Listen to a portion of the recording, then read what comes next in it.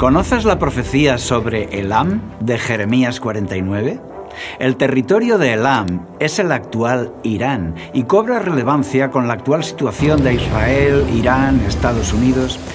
Pero, ¿qué dice la profecía de Elam? Atención, porque el Dios de Israel afirmó: pondré mi trono en Elam. Sionistas creen que la muerte del líder supremo Ali Jamenei y sus ministros cumple la profecía que dice: destruiré a su rey y a sus oficiales. Por eso, algunos afirman que el fin de Irán está profetizado ahí y decretado por Yahvé. El texto termina con una promesa de esperanza: en los últimos días haré volver a los cautivos de Elam. ¿Qué significa esto? ¿Qué es lo que va a suceder? La Biblia nos lo dice. Bienvenidos a La Tormenta Perfecta, donde analizamos la actualidad con una mirada profética. Trataremos de seguir creando material útil como este. Ahora nuestro problema es económico. Sin donaciones no podemos ofrecer este nivel de calidad en nuestros vídeos. No queremos ganar dinero, no. Solo queremos pagar las facturas propias de trabajar con esta tecnología.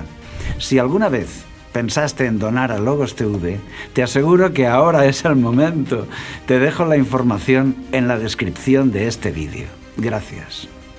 La región de Irán o Persia aparece en la Biblia 29 veces, unas como enemigo de Israel y otras como benefactor de Israel. Su estudio nos ha resultado muy interesante, sobre todo esta profecía de Jeremías 49. ¿Estás preparado para escucharla aparcando a un lado tus ideas políticas? ¡Despegamos!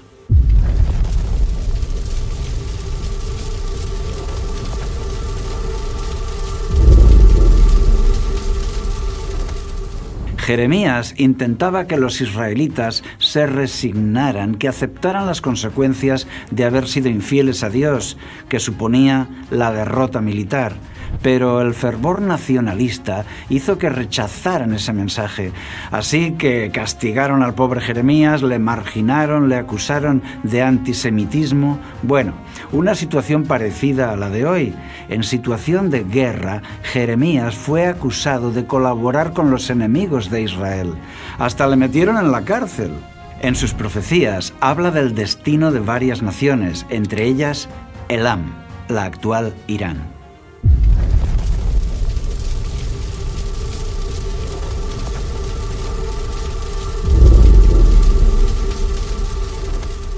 En tiempos de Salomón, Elam era una nación fuerte y antigua que había dominado su zona durante 1000 años.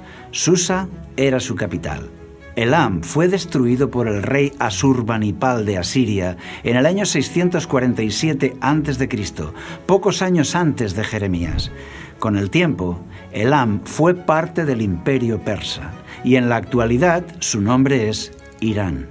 Los imperios han cambiado con el tiempo, pero la geografía es la misma. Allí está Elam, allí está Susa. Allí siguen los restos de grandes palacios del imperio persa, antiguas ciudades, templos, palacios que un día gobernaron todo el mundo conocido. El viento del desierto acaricia la tierra caliente y cubre de polvo las ruinas de épocas gloriosas. 3 nombres para una misma región. Elam, Persia, Irán, son 3 épocas de un mismo territorio. Por eso, al profetizar sobre el futuro de Elam, ¿podemos hablar del Irán de hoy? La respuesta es sí.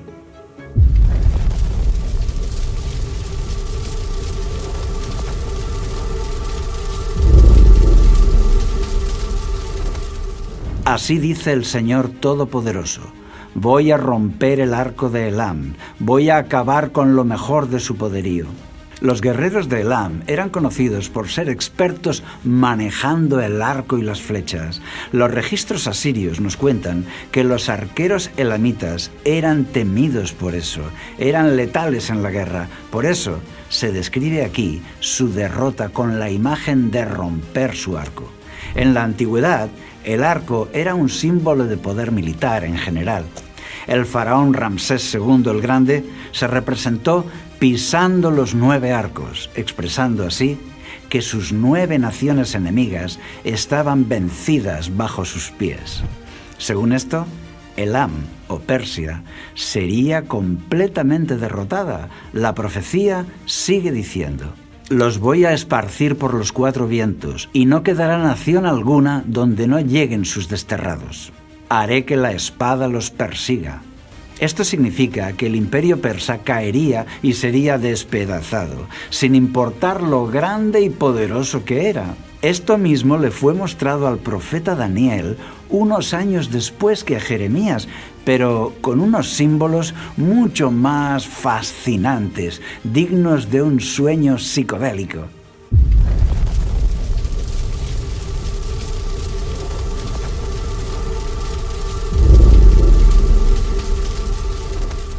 ¿Creías que el unicornio no existe? Pues sí que existe el unicornio. Un macho cabrío con un solo cuerno en su frente. El unicornio que va a derrotar al gran imperio persa. Fue precisamente en Susa, la antigua capital de Elam, donde estaba el profeta Daniel durante el imperio persa. Allí recibió la profecía de Daniel 8. Vi en visión, y cuando la vi yo estaba en Susa, que es la capital del reino en la provincia de Elam. En aquella visión, Yahvé le mostró a Daniel al imperio persa representado por un carnero robusto, fuerte, agresivo, que está acorneando a todos a derecha e izquierda y nadie le puede parar. Pero en la visión aparece ahora un macho cabrío que lo hiere y lo derriba. Lo más impresionante es que la visión nos da también la interpretación. Incluye los nombres de los reinos que describe. En un bando, Media y Persia. En el otro, Grecia. En cuanto al carnero que viste, que tenía 2 cuernos, estos son los reyes de Media y de Persia. El macho cabrío es el rey de Grecia, y el cuerno grande que tenía entre sus ojos es el rey primero. El texto dice que ese cuerno con el que triunfa el imperio griego es el rey primero, o sea, Alejandro Magno, el fundador del imperio helenístico. Él fue el rey primero del imperio griego. Es el rey que destruyó al imperio persa contra todo pronóstico, con una fuerza mucho menor. Hay mucho que contar sobre profecías cumplidas por Alejandro Magno, pero no nos podemos detener ahora. Eso lo contamos en otro vídeo. Yo te dejo el enlace en la descripción por si te interesa. Bueno, así el gran imperio persa llegó a su fin. El imperio que iba desde la India hasta Etiopía. Así se cumplió la profecía sobre Elam. Pero quedan todavía aspectos enigmáticos, inquietantes.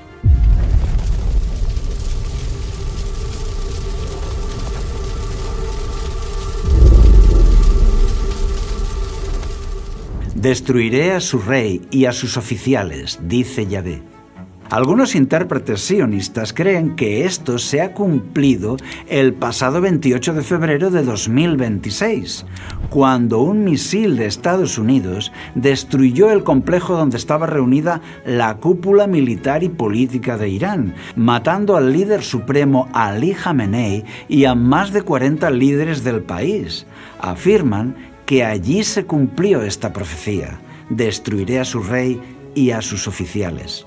Pero no hay razón para creer eso. Cuando cayó el imperio persa, Alejandro Magno persiguió al rey y a los oficiales. Alejandro Magno persiguió al emperador persa Darío III por todo el imperio hasta conseguir su muerte. Así se cumplió la profecía de Elam.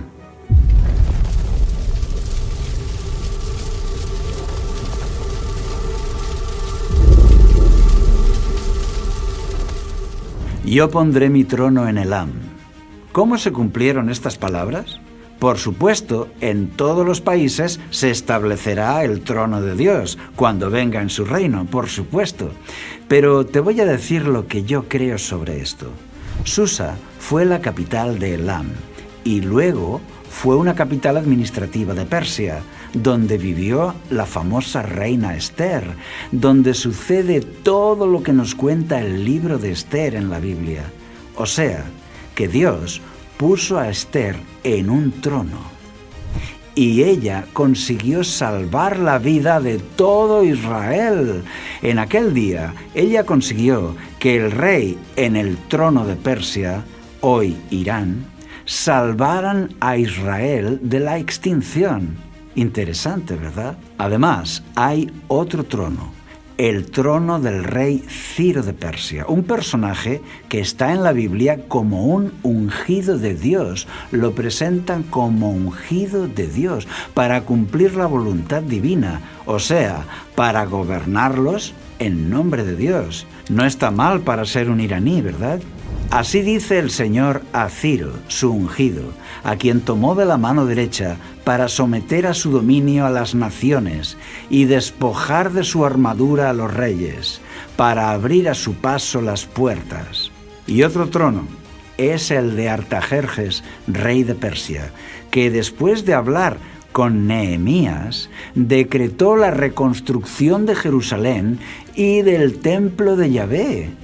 ¿Qué te parece? Algunos iraníes han sido usados por Yahvé para ser una bendición, para cumplir sus designios benéficos para Israel. ¿Puedes ver ahora todo el cuadro? Quizá dirás, ¿pero no dicen las profecías que las naciones se aliarán para atacar a Israel, etcétera? ¿No nos habla la Biblia de Armagedón y de Gog y Magog? Sí, pero también la Biblia te muestra que no será Armagedón una guerra literal, sino una guerra de religiones, como sucedió en el Armagedón original, en el Monte Carmelo, con Elías en Primera de Reyes 18, una guerra de religiones. Si quieres un estudio documentado sobre Armagedón, te dejo el enlace en la descripción de este vídeo.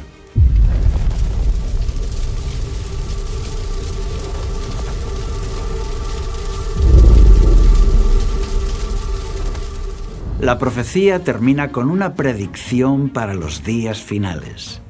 Dice, en los postreros días, en hebreo, Beaharit Hayamim, unas palabras frecuentes en el Antiguo Testamento, una fórmula que conocemos bien, porque aparece muchas veces, se refiere a la culminación de la historia humana, al final. ¿Y qué pasará en los postreros días? Aquí viene la sorpresa. Pero acontecerá en los últimos días que yo haré volver a los cautivos de Elam, dice Yahvé. O sea, que al final hay esperanza para Irán. ¿Cómo entender esto? Te aseguro que he tenido que estudiarlo muy bien. Hemos tenido que dedicarle tiempo para entender lo que significa. Algunos han querido traducir, haré volver la cautividad de Elam. Es decir, que lo que vuelve es la cautividad, lo cual sería malo. Si vuelve la cautividad, es algo malo. Vuelve la derrota, vuelve la angustia. Pero si vuelven los cautivos, entonces es bueno, porque regresan los prisioneros, están libres, vuelve el bienestar, vuelve la libertad, la prosperidad. Si vuelve la cautividad, ¿significa que Irán pierde la guerra? ¿Es derrotado? Si vuelven los cautivos, ¿significa que Irán prevalece y gana la guerra? Vamos a verlo.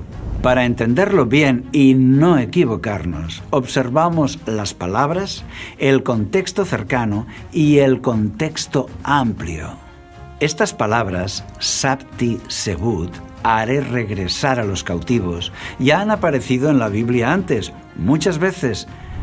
Constituyen una fórmula frecuente que significa regresarán los cautivos, expresa una restauración, vuelve la paz. Jeremías usa estas palabras para hablar de la restauración de Israel. Atención, vienen días, dice Yahvé, en que haré volver a los cautivos de mi pueblo Israel y Judá.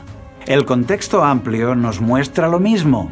Esto significa que muchos otros textos nos dan las mismas palabras, Sabti Sebut, haré volver a los cautivos. Esta fórmula la encontramos en 18 textos del Antiguo Testamento y siempre para anunciar que los prisioneros regresarán libres a su tierra, ya sean de Israel o ya sean de otra nación, y comenzará una nueva etapa de bienestar. El contexto cercano nos muestra lo mismo. Los capítulos alrededor de este texto, ahí en el libro de Jeremías, también lo dicen igual, Sabti Sebut, y se traduce igual, haré regresar a los prisioneros, o restauraré a los cautivos.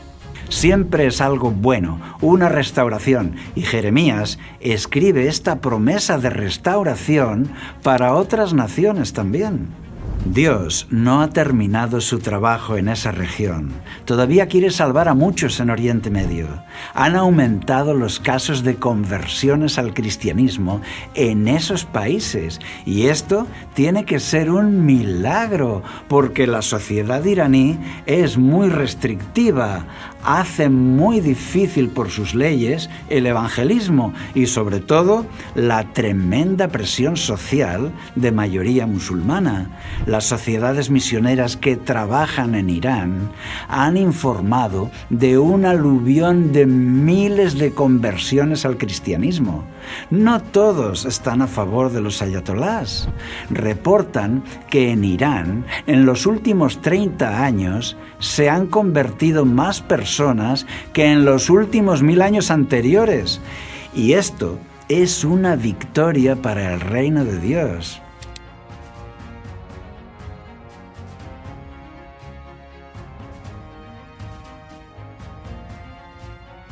¿Qué significa esto?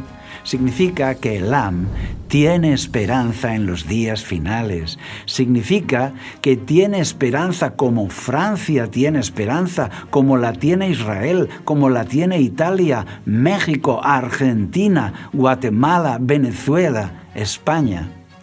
Escudriña las Escrituras y verás que un remanente de Elam tiene esperanza, como un remanente de Israel tiene esperanza, esperanza de recibir el perdón de Dios y de la gloria futura, esperanza de ser salvados de forma personal e individual. Yahvé, Dios de Israel, lo ha declarado. Oísteis que fue dicho, te perseguirá la espada. Pero yo os digo, Yahvé restaurará a los cautivos de Elam. Escrito está, ellos aceptarán a Cristo, un remanente de ellos será salvo y serán parte del Israel de Dios. ¿No es esto un milagro grande?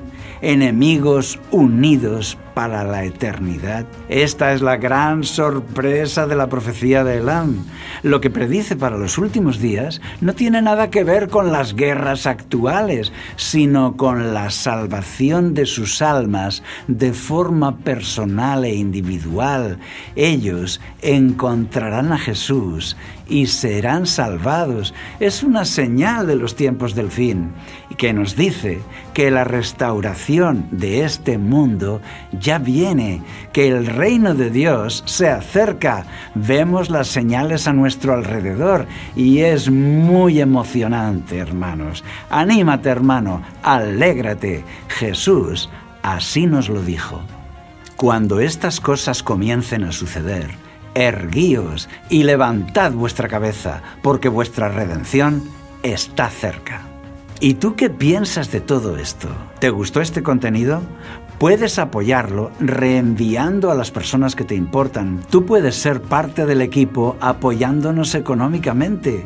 Te dejo la información de donaciones en la descripción. Ahora, tú puedes descubrir los mensajes de la Biblia desde cero con nuestra serie Los símbolos proféticos, para descubrir paso a paso las verdaderas enseñanzas de Jesús. Te van a sorprender. Te dejo el enlace abajo, en la descripción. Seguiremos en contacto para comentar la actualidad. Recibe un abrazo de todo el equipo de Logos TV y que Dios te acompañe siempre.